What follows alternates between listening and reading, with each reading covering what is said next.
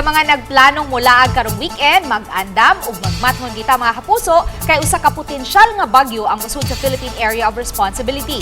Nasigpatan sa PAGASA ang usa ka low pressure area sa gilayong nga 1,595 kilometers sa Silangang bahin sa Southeastern Mindanao. Ugma, posible kining mosulod sa Philippine Area of Responsibility ug aduna kini tsansa nga mamahimong bagyo. Kung mahimo kining bagyo, pagatawgon kini og Bagyong Kabayan. Karong Domingo, posibleng uwanon ang Visayas ug Mindanao. Sa pagkaron, wa pay epekto ang maong LPA dinhi sa nasod. Apan amihan gihapon ang nagpasulabi sa Northern ug Central Luzon samtang Easterlies ang nakaapekto sa nasod. Base sa rainfall forecast sa Metro Weather, uwanon ang ubang lugar sa Leyte provinces karong buntaga. Ug karong hapon, posibleng uwanon ang ubang bahin sa Samar provinces. Samtang makasinati ug maayong dagan sa panahon ang ubang bahin sa Central ug Eastern Visayas.